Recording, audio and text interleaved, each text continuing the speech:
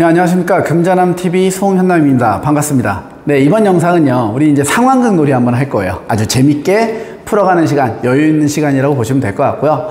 자, 증권사를 찾아가는 상황극을 한번 해볼게요. 네, 이제 금자남TV를 좀 봤더니 포트폴리오에 대한 개념도 좀 알 것 같고, 위험과 수익, 뭐 표준 편차니, 체계적 위험, 배타니 이런 것도 좀 배웠고, 그 유명한 CAPM까지 숙달했으니까 증권사 가서 한번 사람들이 하는 이야기가 얼마만큼 이해가 되는지, 그 펀드 보고서라든가 이런 펀드에 대한 설명서들이 내 귀에 얼마만큼 들어오는지를 한번 체크해 봐야겠다 라는 생각으로 증권사를 딱 가요. 이제 보통 증권사에 가서 저 펀드 가입하러 왔습니다, 뭐 주식 투자하러 왔습니다, 이렇게 이야기를 하면은 제일 먼저 기본적인 상담을 하기 위해서 여러 가지 서류들을 이제 작성을 시켜요. 이때 작성하는 서류 있죠? 대충 하면 안 된다 이거예요. 왜 그러냐면 그 서류를 바탕으로 우리가 지금까지 배웠었던 것들이 다 총정리될 거예요. 자, 왜 그러냐면 그때 우리가 작성하는 서류들이요, 실은 뭐 기본적인 정보들, 개인정보가 민감하게 들어가지는 않겠지만 투자와 관련되어진 성향이라던가 투자에 대한 경험 또는 위험을 얼마만큼 감수할 수 있는지, 리스크 허용도, 이런 애들을 우리가 보통 해요. 그러니까 이제 투자에 대한 경험이 얼마나 많은지 짧은지, 또는 리스크가 발생했을 때, 즉 위험 자산에 투자했을 때 내가 어느 정도까지 위험을 감당해낼 수 있는지, 현재 직업이나 소득을 바탕으로 위기가 발생했을 때 그거를 견뎌낼 가능성이 있는지 없는지, 이런 내용들을 조사한다 이거예요. 그러면 이거 왜 조사하니? 쓸데없이, 이런 생각이 들 수가 있겠죠. 이때 이제 우리가 그걸 조사하는 이유를 이해를 한다면 그 설명서 쓸 때 상당히 꼼꼼하고 진지하고 세심하게 쓸 거라는 거예요. 자, 포트폴리오 구축할 때 있죠. 제가 처음에 영상 초반에 포트폴리오부터 했으니까 분산투자학과 그 부분부터 했기 때문에 조금 익숙하시기는 할 텐데요. 계란을 이제 막 담죠. 타조알도 담고 메추리알도 담고 오리알도 담고, 그렇죠? 이런 식으로 여러 가지 계란들은 또 바구니를 막 나눠서 담는 게 이제 분산투자다, 이런 이야기를 좀 많이 했었네요. 비유를 하자면 이렇게 막 담을 때 어떠한 계란을 담을 거냐는 거예요. 예를 들면 내가 나이가 많고 힘이 하나도 없어요. 근데 계란 바구니에 50%를 타조알로 담아요. 그럼 타조알이 TV 같은 거 보면 막 망치로 깨잖아요. 너무 안 깨져서. 껍질을 뜯어내면 또 그 안에 있는 그 겹이 하나 더 있죠. 그 겹도 막 칼로 잘라야지 될 정도예요.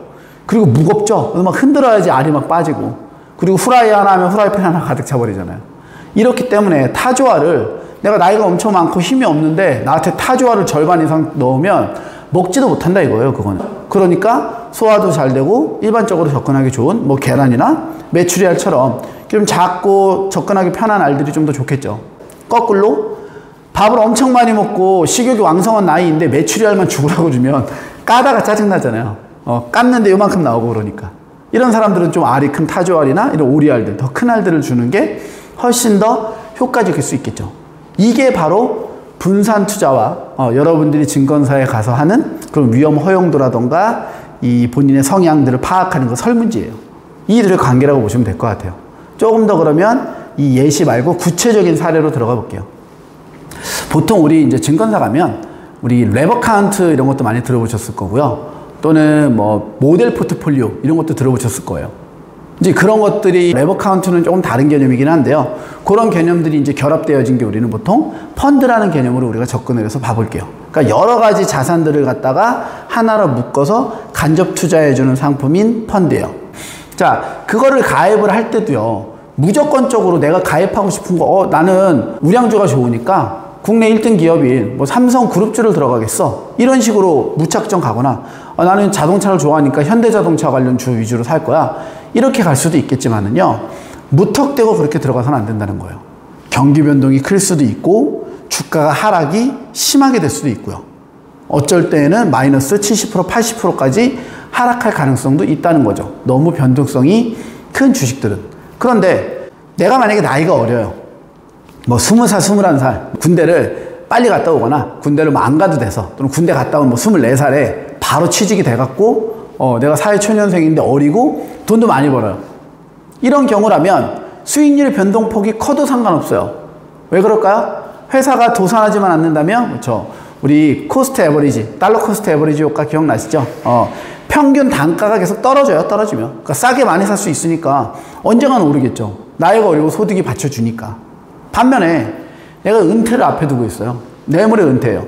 이제 마지막 급여를 받을 날이 10번 남았어요. 10번 받으면 은퇴하는데 이런 사람이 지금까지 모아놨던 자산들을 갖다가 그렇게 롤러코스터 탈 수 있는 주식에다가 또는 펀드에다가 투자를 한다는 건 말도 안 되는 소리가 되는 거예요. 이게 바로 우리가 그 설명서를 쓰고 증권사에 갔을 때 하는 가장 기본적인 거예요.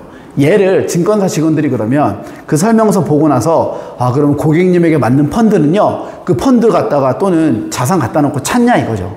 그건 아니에요. 요즘에 많이 유행하는 그 AI 투자 이런 것들 많이 보셨나요? 뭐 AI가 대신 투자해 준다 막 이래가면서 홍보를 많이 하잖아요. 그래서 포트폴리오 구축하고 자산 배분 해가면서 계속 능동적으로 대처해 나간다 이런 이야기들을 많이 하는데, 따지고 보면 그 AI 프로그램 안에도 분명히 이 내용은 포함되어 있다는 거예요. 바로 자산 집단이에요. 자, 오늘 이제 할 얘기예요. 우리가 증권사에 방문을 해서 그런 설명서를 막 쓰고 나면 설명서를 기반으로 자산 집단에서 자산을 빼내요. 예를 들어 쉽게 주머니가 3개가 있어요. A 주머니, B 주머니, C 주머니. A 주머니에는 채권처럼 수익률과 위험의 변동이 크지 않은 애들을 A 주머니에 담아놓고요. B 주머니에는 그래도 채권보다는 수익률과 변동폭이 좀 있는, 뭐 한 5% 내외로 은행 예금금리보다는 조금 더 높지만 일반적인 주식들의 평균 수익률보다 낮은 수준의 애들. C 주머니에는 말 그대로 이제 시장의 변동, 경기 변동을 민감하게 움직이는 주식들 위주로 넣어놓는 거예요. A, B, C를. 이때 주머니에 아무거나 갖다 때려 넣는 건 아니고 그 주식 수익과 위험이 비슷한 애들끼리 집어넣어요. 이런 걸 우리는 동질성이다 라고 이야기를 해요. 그러니까 비슷한 성격을 갖는 거예요. 우리가 자산에서는 사람은 우리 그 MBTI라는 걸로 수십 가지로 유형을 분류하죠. 하지만 주식에서는요, 우리가 위험과 수익이라는 이러한 관점으로만 보통 자산의 성격을 분류한다 이거예요. 그러니까 자산 집단 안에는 그런 동질성을 갖는 자산들을 많이 집어넣어 놓고, 그런 단순하게 동질성을 가진 자산끼리만 들어가면 되냐? 그건 아니고요. 거기에 플러스 이 자산들끼리 하나하나 빼서 포트폴리오를 만들었을 때 상관계수가 충분히 낮아야 된다 이 소리예요. 즉 상관계수가 1이 아니게 만들어야 되기 때문에요, 이 자산들 간의 상관계수도 상당히 중요한 역할을 하겠죠. 이렇게 만들어진 애들을 우리는 자산 집단, 다른 말로 자산군 이렇게 불러요. 설문조사를 하고 나면은 위험 성향에 따라서 이런 자산 집단에서 비중을 빼내는 거예요. 예를 들어서 나이가 어리고 소득이 많은 애들은 약간 리스크 높은 자산들을 좀 많이 편입을 해서 수익률을 극대화시키는 전략을 좀 짜고, 은퇴를 코앞에 두고 있는 생활자들은 리스크가 너무 높았을 경우에는 은퇴 자금에 문제가 생길 수 있으니 조금 더 안정적인 자산 위주로 편입을 해서 모델 포트폴리오를 만들고 이렇게 한다는 거죠. 이러한 작업을 해둔 게 바로 펀드예요. 네. 그래서 제가 자꾸 펀드를 홍보하고 있는 것 같아서 이상하긴 한데, 그래도 여러 가지 이유에서 그 간접 투자나 분산 투자가 잘 된 자산들이 여러분들의 자산을 지켜줄 수 있기 때문에 이런 이야기를 하는 거고요. 알고 하면 더 좋다는 거예요. 아무것도 모르고 펀드 무턱대고 가면 펀드도 손실 많이 날 수 있어요. 근데 내가 잘 알고 잘 파악하면 그럴 일이 적다 이거죠. 자, 그러면 이제 이번 영상 여기까지 해서 마무리하고요. 우리가 기본적인 내용들도 많이 봤고 아주 기초적인 내용들인데, 그래서 중요한 건 거의 다 훑은 거예요. 이 내용들을 바탕으로 실제로 증권사에 한번 가서 어떻게 돌아가고 어떤 식으로 되는지를 한번 체크해 보시고요. 내가 이 부분들을 잘 이해가 하고 있는지 없는지 이런 부분까지도 같이 한번 확인해 보시면 될 것 같아요. 근데 이번 영상에서는 이제 어떤 내용 조금 볼 거냐면요, 벤치마크라는 걸 학습해 볼 거예요. 네. 자, 벤치마크 많이 아마 들어보셨을 것 같은데요. 도대체 벤치마크는 무엇이며 왜 필요한지 이제 이런 것들에 대해서 볼 건데요. 자, 먼저 벤치마크 어디에서 많이 씁니까? 우리가 이제 뭐 사업을 하거나 장사 같은 거 하거나 뭐 할 때 벤치마킹 해라 이런 이야기 많이 하잖아요. 다른 사람이 하는 것들을 잘 따라하고 모방한다라는 느낌으로 좀 그런 뉘앙스로 많이 쓰죠. 벤치마킹이라는 표현을. 그런데 우리가 이제 이 금융에서는요, 벤치마크라는 건 이런 벤치마킹, 따라한다는 느낌이 충분히 있긴 있는데 아주 중요한 핵심적인 포인트 한 가지가 더 추가가 돼요. 어떤 거냐면 비교한다라는 느낌이에요. 그러니까 따라가는 게 아니라 이 금융에서 벤치마크라는 건 비교할 대상이다 라는 이러한 개념으로 많이 사용된다 이거죠. 자, 그러면 벤치마크는 왜 필요할까? 왜 비교를 해야 될까? 이런 거예요. 자, 그 이유는 아주 영상을 거슬러 올라가야 돼요. 거의 처음에 찍었었던 영상들 중에서 포트폴리오, 분산 투자 이런 이야기 했던 거 기억들 나시죠? 그 영상에서부터 이제 조금 스토리가 빠져서 나와갖고 벤치마크라는 개념을 잡을 건데, 우리가 보통 포트폴리오를 구축하죠. 포트폴리오를 짜서 분산 투자를 열심히 해갖고 포트폴리오를 만들면 불필요한 위험들은 제거되어지고 수익으로 전환되어지는 필요한 위험만 남아있을 거예요. 그렇게 내가 운용을 하는데 과연 그 불필요한 위험들을 언제나 완벽하게 제거할 수는 없어요. 0을 만들 수는 없는 건데요. 최대한 제거해 보는 거예요. 그러면 내가 그 위험을 얼마나 잘 제거했냐 못했냐를 그쵸 비교해 보는 대상이 될 수 있다 이거예요. 누가? 벤치마크가. 아시겠죠? 자, 예를 들면 이런 거예요. 자, 국내 주식시장에 이제 투자를 하는 주식 포트폴리오를 구축할 거예요, 개인이. 그래서 막 베타도 보고 상관계수도 보고 이 자산 자체의 수익과 위험 관계, 이 자산 집단군에서 종목도 빼내고 나의 목표 수익률에 맞게 수익률 세팅을 딱 해서 포트폴리오를 구축을 했어요. 그랬더니 이 포트폴리오는 연평균 수익률은 9% 정도에 내가 감당하는 위험이 5% 정도를 감당하고 있는 거예요. 수익률 9%에 위험이 5%. 이거를 1년 동안 계속 유지를 해 나가는데 이제 내가 잘했는지 못했는지를 비교해야 되잖아요. 그러면 지금 방금 구축했었던 포트폴리오가 주식시장에 있었던 주식들을 바탕으로 해서 최대한 비체계적 위험을 제거하는 포트폴리오였다면 실제로는 이게 아주 운용이 잘 되면 누구하고 비슷해져야 돼요? 그렇죠. 코스피 지수하고 비슷한 수익을 달성할 수 있어야 된다 이 소리예요. 어차피 우리가 요거는 조금 어려운 이야기일 수 있는데 모집단과 표본집단에 대한 이야기예요. 이게 통계적인 이야기인 건데 한 반은 너무 적겠다. 어떤 그 집단에 대한민국에 이렇게 해볼게요. 대한민국에 한 4,500만에서 5천만 사이에 있는 이 많은 인구들의 그러니까 남자 여자 상관없이 평균 신장이 한 170 정도 되더라 이런 거예요. 예를 들자면 당연히 다르겠지만 그러면 평균이 170인데 어떤 애는 훨씬 더 클 거고 어떤 애는 훨씬 더 작을 거고 그런데 걔네들 전체를 크고 작은 애들을 합치면 170에 만들어진다는 소리잖아요. 여기에서 4천만 명 중에서 그러면 예를 들어 내가 100만 명 정도의 표본을 빼내는 거예요. 그러니까 뭐 40분의 1 정도 되겠죠. 4천만 중에 100만이니까 40명 중에 한 명꼴로 이제 표본을 빼내서 그 100만 명의 평균을 재도 어차피 170은 딱 안 떨어질지언정 169.9 또는 170.1 이렇게 170에 상당히 근사해진다는 거죠. 요게 모집단과 표본집단의 개념이에요. 그러니까 모집단은 집단 전체고요. 그 전체 4천만을 다 할 수는 없으니까 그 중에서 일부를 빼서 우리가 평균을 내면 전체 평균하고 비슷할 거야 라고 생각을 하는 게 바로 통계의 기본 원리거든요. 요 이론이 성립되지 않으면 세상에 그 어떤 것도 숫자로 해석해서는 안 돼요. 네가 말한 게 틀리면 지금 말한 것처럼 뺀 걸 벤치마크를 시장으로 갖다 쓰면 안 되지 않니? 이게 만약에 지금 성립하지 않는다면은요, 이런 공부도 할 필요가 없고요. 어떤 수학적으로 계산되어지는 것들은 그 데이터나 수치는 다 믿으면 안 돼요. 그럼 거꾸로 이거를 우리가 신뢰해야지 이런 수학적 데이터에 대한 신뢰가 생기더라. 이런 얘기가 되는 거고. 그럼 다시 돌아와 볼까요? 시장 전체를 대변할 수 있는 종목들을 빼서 충분히 분산 투자를 한다면 시장의 수익률과 내가 구축한 포트폴리오의 수익률은 상당히 유사하게 움직여야 된다. 여기까지 됐죠? 이때 이제 바로 그 코스피 시장의 평균 수익률이 그렇죠. 벤치마크가 되는 거예요. 만약에 시장은 이제 내 포트폴리오 위험은 5%였는데 시장의 위험은 6%예요. 내가 위험은 조금 더 낮게 가져왔네요. 그러니까는 위험 분산이 잘 된 거예요. 그리고 나서 수익이 똑같이 9% 나온다면 내 포트폴리오 성과가 엄청 좋았구나 이렇게 판단하는 거예요. 왜? 똑같은 수익을 얻었어도 위험이 낮았으니까. 그 얘기는 반대로 내가 위험을 1% 더 가져온다면 수익률 9%보다 더 높아질 수 있겠죠. 리스크 앤 리턴이라고 했으니까. 이해돼요? 그러니까 벤치마크와 내가 구축한 포트폴리오 또는 내가 가입한 펀드가 될 수도 있어요. 얘가 성과가 좋았다 나빴다를 판단할 때 우리는 보통 수익률이 더 나오면 내가 잘했어 이런단 말이에요. 그러니까 시장 수익률이 평균 수익률이 9%인데 내가 짠 포트폴리오의 수익률이 15%야. 내가 6%나 잘했네? 나 알고 봤더니 위험이 시장은 5%밖에 안 됐는데 내 포트폴리오 위험은 20%였던 거죠. 운이 좋았다 이거예요. 이러면.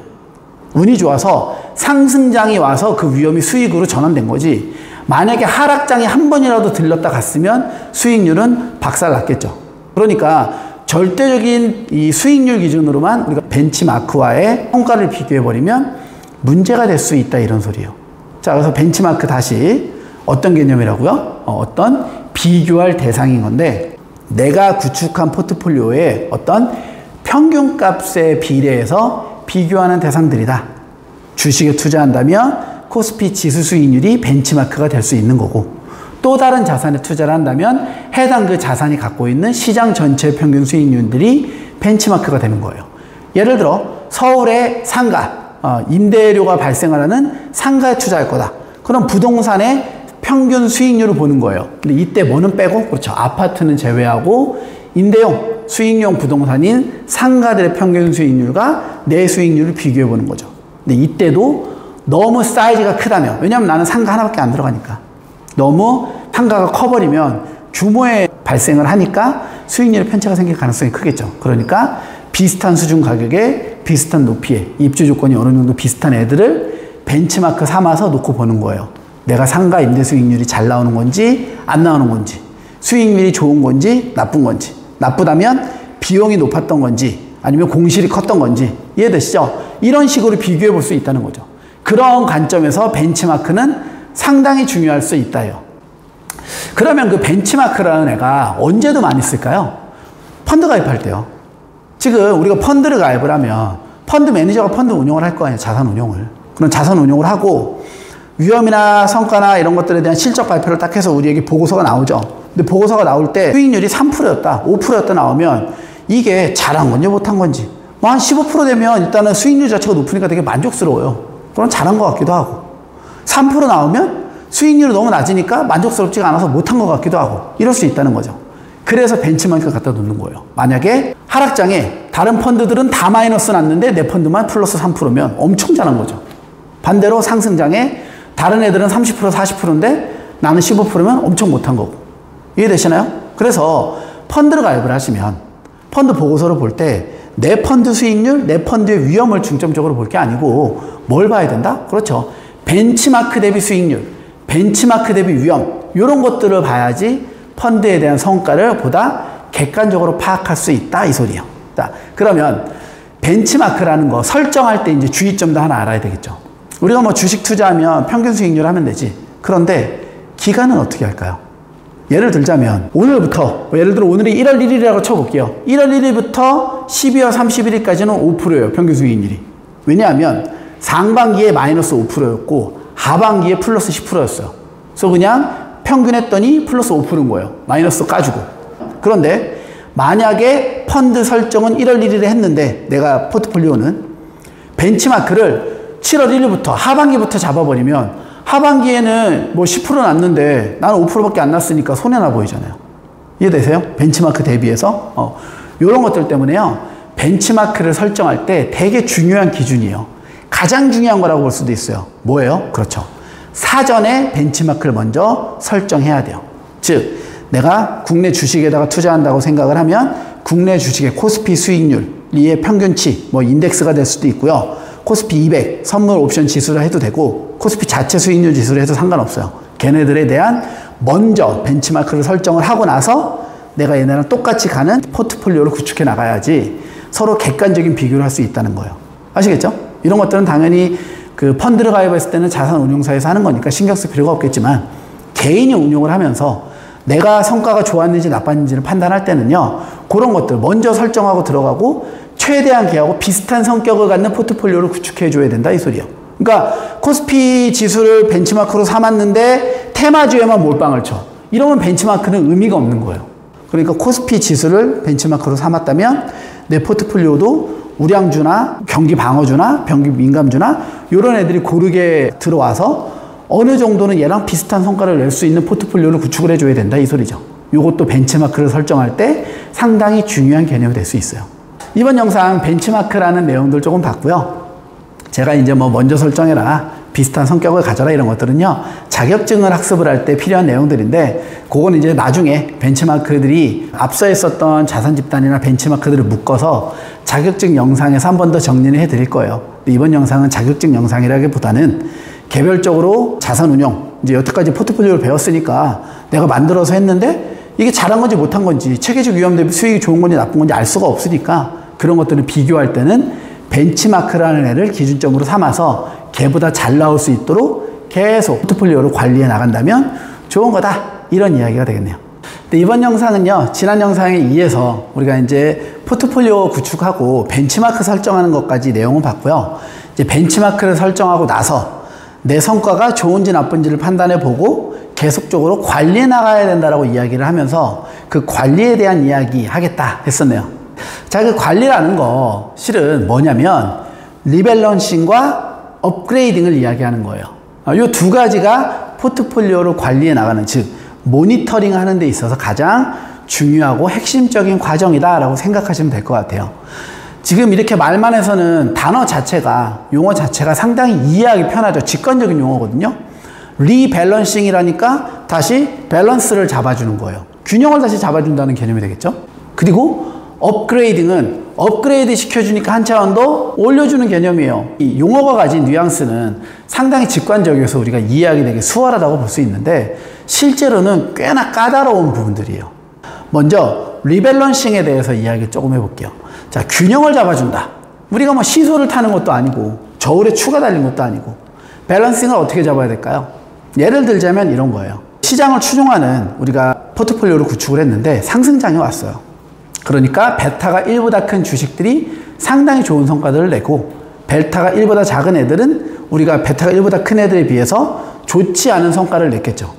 그런데 시장이 계속 상승을 하다가 하락을 한다라는 시그널을 주는 거예요. 또는 상승이 어느 정도 가고 끝날 줄 알았는데 지속적인 상승이 이루어졌을 경우에는, 그렇죠, 베타가 1보다 작은 애들에 대한 비중을 약간 낮춰주고 베타가 1보다 큰 애들에 대한 비중을 올려주는 거예요. 그래서 상승장에서의 수익을 충분히 얻어올 수 있게 만들어주죠. 그럼 지금 우리가 원래 있던 밸런스를 깨트린 거예요. 그러다가 시장은 무조건 올라갈 수 없으니까 일정 수준에 다다랐을 때 이제부터는 하락 시그널들이 계속 들어와요. 떨어질 것 같아, 떨어질 것 같아, 떨어질 것 같아. 그렇게 왔을 때 이 흐트러졌었던 균형들을 다시 맞춰주는 거예요. 또는 떨어졌던 애를 올려준다고 생각해도 되고 올라갔던 애들을 내려준다고 생각을 해도 돼요. 이런 개념이 바로 리밸런싱의 핵심이에요. 보통은 포트폴리오를 구축을 할 때요, 주식으로만 구축을 하는 건 그냥 주식 투자예요. 실제로는. 그렇다고 뭐 주식 포트폴리오가 잘못된 건 아닌데 포트폴리오 구축을 할 때 주식으로도 구축을 하겠지만 당연히 현금, 유동성 자산도 충분히 가지고 있어야 되고요. 어느 정도 시장이 안정적으로 범퍼 역할을 할 수 있는 채권 같은 자산들도 필요할 수가 있어요. 이런 자산들이 다 고르게 있다고 했을 때 이 현금 자산들이 주식에 투여됐다가 빠져나왔다가 요걸로도 우리가 밸런스 조절하기는 좋다는 거예요. 상승장이 오면 현금성 자산을 주식시장에 투입을 하고 하락장이 오면 주식시장에 있었던 돈들을 조금 출금해서 현금성 자산으로 보유를 하고 이런 식으로 해서 밸런스를 맞출 수도 있겠죠. 이러한 것들이 리밸런싱이라는 개념의 가장 핵심이 될 수 있고요. 가장 수월하게 밸런스를 맞추는 방법이에요. 우리는 보통 정액분할 투자법을 제가 권유해 드렸었잖아요. 그렇기 때문에 정액분할 투자법에서는요, 리밸런싱에 대한 개념 자체가 매 기간 똑같은 수준의 돈을 투자하면 자동 리밸런싱이 된다고 생각해도 괜찮을 것 같아요. 떨어지면 현금 투자가 늘어나는 것 같은 효과를 내죠. 주식을 더 많이 살 수 있으니까. 올라가면은 현금 투입을 적게 하는 것과 같은 효과를 내요. 주식이 적게 사지니까. 대신에 포트폴리오 전체 성과는 상승할 수가 있겠죠. 이해되시나요? 그래서 리밸런싱은 어려울 게 아니에요. 그렇죠? 문제는 업그레이딩이에요. 내가 포트폴리오 잘 구축하고 있다가 도대체 업그레이드를 하라니 이건 무슨 소리냐 이런 거죠. 실은 업그레이딩은요, 앞서서 이제 자격증에 대한 내용들을 설명을 할 때 그 영상을 조금 들으셔야지 이 업그레이딩에 대한 개념들이 조금 이해가 수월해요. 자격증은 나는 필요 없으니까 나는 쉬운 내용 위주로만 들을 거야 이러셨던 분들은 약간 까다로울 수는 있지만 제가 최대한 쉽게 설명을 한번 해볼게요. 자, 업그레이딩이라는 거는요, 이런 거죠. 기존에 있었던 주식, 기존에 내 포트폴리오에 투입된 자산보다 더 좋은 자산, 더 좋은 주식이 생겨나는 거예요. 그럼 더 좋고 더 좋은 주식은 뭐예요? 우리는 언제나 좋다라는 관점, 효율적이다라는 관점은 뭐랑 뭘로만 평가하겠다? 그렇죠. 수익과 위험으로만 평가하겠다. 기억나시죠? 언제나 위험이 동일할 때, 그러니까 똑같이 5%의 위험을 갖는데 수익이 하나는 10%고 하나는 7%면 10%짜리가 좋은 거죠. 감당하는 위험은 동일한데 수익을 더 높게 주니까. 반대로 둘 다 10%라는 수익률은 동일하지만 하나는 위험이 7%고 하나는 위험이 3%면 3%짜리가 좋은 거예요. 왜? 위험은 낮을수록 좋은 거니까. 이런 애들이 더 좋고 더 효율적이다라는 개념이요. 그러면 업그레이딩을 하겠다라는 건 그렇죠. 기존의 내 포트폴리오에 있던 애랑 상당히 유사한 성격을 가져요. 그러니까 내가 에너지주에 투자를 했는데 이 에너지 관련 주식들도 상당히 많겠죠. 뭐 배터리가 될 수도 있고요. 친환경 에너지가 될 수 있고 뭐 태양열, 풍력 이런 에너지들 다양한 에너지가 될 수가 있어요. 또는 배터리에서도 우리가 아는 것처럼 뭐 리튬이냐 2차 전지냐 뭐냐 이렇게 종목들이 되게 나눠질 수 있고 근데 내가 기존에 갖고 있었던 그 에너지 주식보다 훨씬 더 성능이 좋고 효율적이라고 생각되어지는 배터리가 개발되어지고 그 회사가 갖고 있는 성장 능력이라던가 그 회사의 주가 추이가 얘보다 훨씬 더 좋아요. 위험은 좀 낮은데 수익률이 잘 나오고 있어요. 안정적으로. 그런 경우에는 그렇죠. 갈아타 줄 수도 있다는 거예요. 더 좋은 주식으로. 이런 걸 우리가 업그레이딩이라고 해요. 지금 제가 예를 들기 위해서 기업이 갖고 있는 기업의 그 내재, 이제 매출액 증가치라든가 성장 능력을 비교했는데 우리가 포트폴리오를 구축할 때는요. 기본적 분석은 이걸 기본적 분석이라고 해요. 매출액이라든가 이런 것들은. 그런 기본적 분석은요. 되게 베이스에 깔려 있는 것들이기 때문에 기본적 분석을 바탕으로 들어가기보다는요. 포트폴리오에 있는 주식들 간의 관계를 갖고 들어가는 게 좋아요. 왜 그러냐면 A라는 기업이 매출액이 잘 나와서 주가 성장 추이가 되게 좋아요. 그러면 아무튼 간에 그 주가 성장 추이가 좋아지면 거품을 낄 수밖에 없어요. 거품이 왜 껴요? 사람들이 쏠리니까. 좋다고 소문나니까. 실제로 실적도 잘 나오니까. 그러면 거품은 더 껴요. 원래 갖고 있던 그 기업의 내재 가치보다 훨씬 더 높은 주가 수익률이 형성되는 경우들이 있겠죠. 이런 경우에는 오히려 기업의 매출액 추이만 보고 잘못 들어갔다가 하락장에 접어들거나 거품이 빵 하고 터지는 순간에 큰일 날 수도 있다는 거예요. 그런 관점에서 접근을 했을 때는 그런 기본적 분석이 나쁘다는 건 아니에요. 제가 이제 기본적 분석이나 기술적 분석에 대한 내용들도 한번 설명을 드릴 건데 그런 기본적 분석은 기본적으로 깔고 가는 거지 기본적 분석을 중점으로 주식에 들어갔다가는 오히려 상투를 잡거나 너무 빨리 달리는 말에 안장 없이 올라탈 수도 있다는 거예요. 즉 떨어질 가능성이 크다는 소리예요. 그렇기 때문에 항상 포트폴리오를 구축할 때는요. 안정적으로 그 기업이 갖고 있는 위험과 수익이 어느 정도 안정적으로 창출되어졌을 때 기존에 내가 갖고 있던 애와 유사한 성질에서 더 좋은 성과를 내거나 더 위험을 낮추거나 이랬을 경우에 교체해 주는 게 바로 업그레이딩이다 이거예요. 이해되시나요? 네. 그래서 업그레이딩이라는 개념은 우리 CAPM, 여기 이제 자격증 할 때 했던 내용이거든요. 우리가 베타를 바탕으로 CAPM으로 자산의 수익률을 추정해내는 이런 것들을 좀 봤었는데 그럼 베타 대비해서 이 자산이 갖고 있는 수익률들이 훨씬 더 높은 초과 수익이 나오는 애들이 있어요. 그런 애들이 조금 더 좋은 성과를 내는 거거든요. 위험 대비. 그런 주식들 위주로 계속 편입을 해가면서 업그레이딩을 해줄 수도 있다는 거예요. 아시겠죠? 그러니까 이제 포트폴리오를 구축했다고 이제 세팅 다 했으니까 이제 가만히 두면 알아서 되겠지? 이런 생각은 아닌 거고 계속적으로 시장 상황을 보면서 밸런싱, 리밸런싱 해주고 상대적으로 좋은 주식이 있는지에 대한 발굴을 지속적으로 해 나가는 거예요. 그렇기 때문에 이런 과정 때문에 자산 집단이나 자산군을 만들어서 자산들을 잘 묶어두는 게 중요하다는 거죠. 그러면 개인이 이거 하는 게 쉬울까요? 쉬운 일이 아니에요. 개인들이 이렇게 가는 건 상당히 어려운 일이고 이런 것들이 이제 대신해 주는 것들이 우리가 증권사에 가면은 레버 카운트라든가 자산관리 계정들에서 이런 것들을 대신해 주고 있어요. 펀드들도 마찬가지고 그런 서비스들을 이용을 하되 어떻게 돌아가는지 반드시 알고 하라고요. 알아야지 문제가 됐을 때 적극적인 행동을 취할 수 있으니까요. 됐나요? 네. 자, 이번 영상 여기까지 해서 마무리하고요. 다음 영상에서 또 다른 내용으로 찾아뵙도록 하겠습니다. 감사합니다.